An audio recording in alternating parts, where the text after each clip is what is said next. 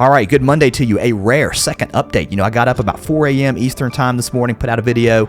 This is the second. Usually I don't do a late morning update, but I think it's worth it. Milton now a Category 4 hurricane. This maximum sustained winds now up to 150. Milton expected to continue to strengthen. I think we're going to have a Cat 5 before you know it. In fact, it wouldn't shock me if we have one by the time we get into the afternoon. It's going to come very close to the Yucatan. One thing of note, hurricane under aircraft found this thing, at least the center of circulation, a little bit further to the south than the actual forecast track. So maybe it was supposed to be here. It's just a little bit further to the south. That doesn't change the overall, forecast as far as where this thing is going to end up going. It's going into Florida. That's where all the data still points at. We're just talking about a slight jog, and that's probably going to continue with this thing as it wobbles, and it'll actually start to sort of drive itself as it creates its own weather pattern anyway. We're talking about a Category 5, I think, easily as we head into today, or really this afternoon, tonight, sometime into tomorrow. Look at this data here. This is very impressive with that core here, that eye wall showing very healthy here.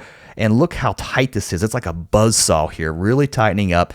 You've got that heat engine feedback going here as your storms just billow in the center of circulation, sucking air in at the low levels, exhausting at the upper levels. So this is a classic setup for a strong hurricane. Now, let's talk about the impact on Florida, because it is going to be big. And this is going to be a historic storm. We haven't seen a storm this strong, I think, here in the Tampa Bay area since 1921. If you're in other parts of Florida, don't get hung up because I'm talking about Tampa, because I'm telling you, this is going to be a West Coast storm in Florida. Of course, wherever the eye comes in, you're going to have the most damage, but I don't care. As this thing gets close to shore, that wind field is actually going to expand because it's going to interact with some wind shear to the north. That's going to drive the wind field out further, and that could mean damaging winds, not just here along the coast, but up and down the coast. So from really up here, even to the Big Bend, where we just saw the impacts of Helene, we could see more damaging winds, storm surge, maybe not as strong here, but on the south side of this eye, wherever it goes, you're just going to be driving in storm surge, those waves. And this right here is, I think, worst case scenario for,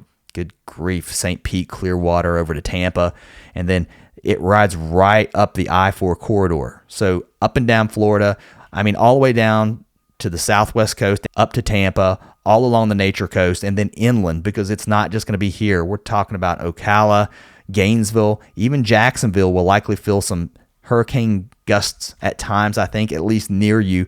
But the strongest damage, I think, will definitely be right here along the Florida coast and inland, right along the eye wall, wherever that goes. Now, it looks ragged here, right? Of course, it encounters land, so that's going to start to tear it apart. There's the wind shear. That's what this is. This right here, guys, is not anything of danger. That's just showing your stronger winds in the upper levels. Down here where you see the lighter colors, that's where your hurricane is. Not a lot of wind shear. That means it's in an environment where it continues to that feedback loop will continue as we see those thunderstorms not encounter that shear. Those storms won't lean or get tore apart.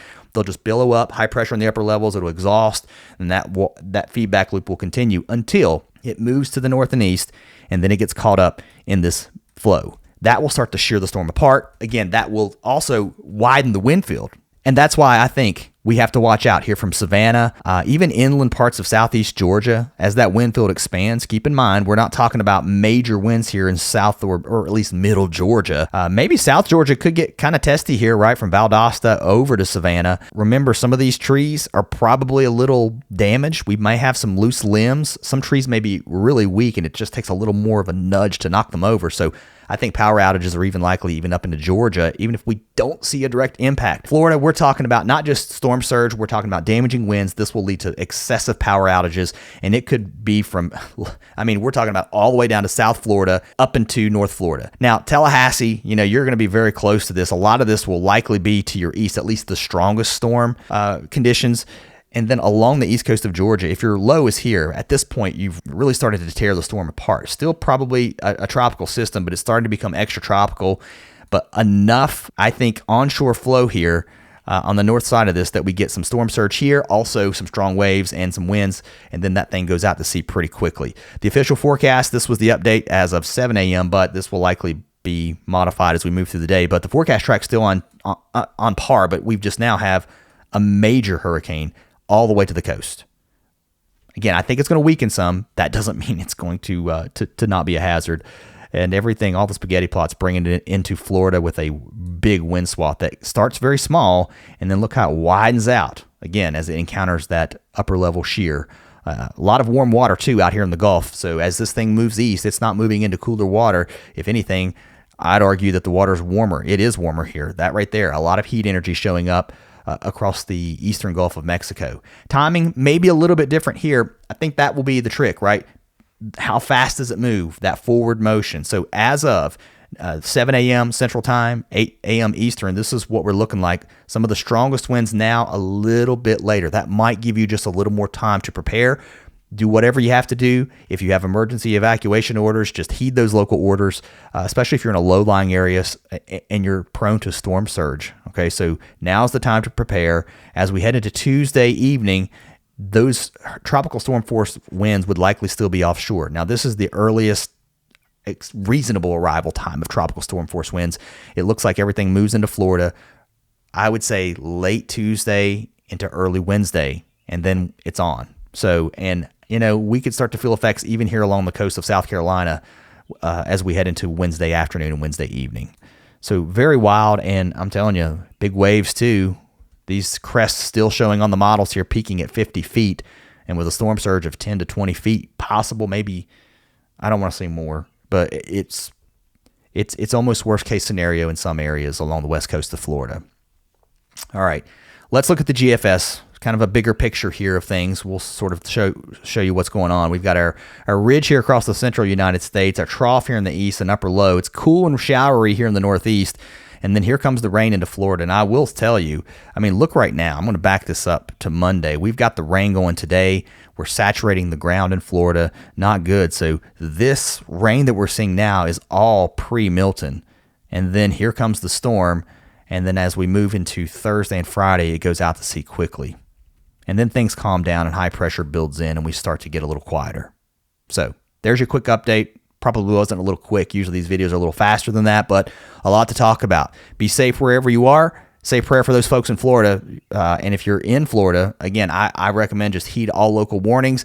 Make sure you keep up with the latest watches and advisories from the official sources, National Weather Service, National Hurricane Center. Now, once we get rid of Milton, we're starting to see the weather calm down across the east. We've got high pressure building in. This is going to bring some nice fall-like conditions at least through the rest of the week. And then we've got another cold shot of air that will start to move into the Great Lakes first. How about that? Maybe a little bit of snow trying to mix in here in the UP of Michigan, definitely for parts of Ontario. And then this low here will move off toward the coast. That's going to be an interesting look here because this is going to bring in some really chilly air, not just for the Northeast, but it could actually really push down pretty far south. I'm concerned, I said it earlier, that, places like North Carolina, there's a lot of folks here without power. So if we get some cold shots of air heading into next week, you've got to be concerned about those who don't have electricity, they don't have a heat source, or some of them, Lord forbid, may be absolutely homeless in those areas. So lows next Tuesday could drop into the 30s. I think this could be a problem, especially into those western mountains of North Carolina where the power is just, who knows when it's going to come back on. Anyway, be safe, guys. See you next time.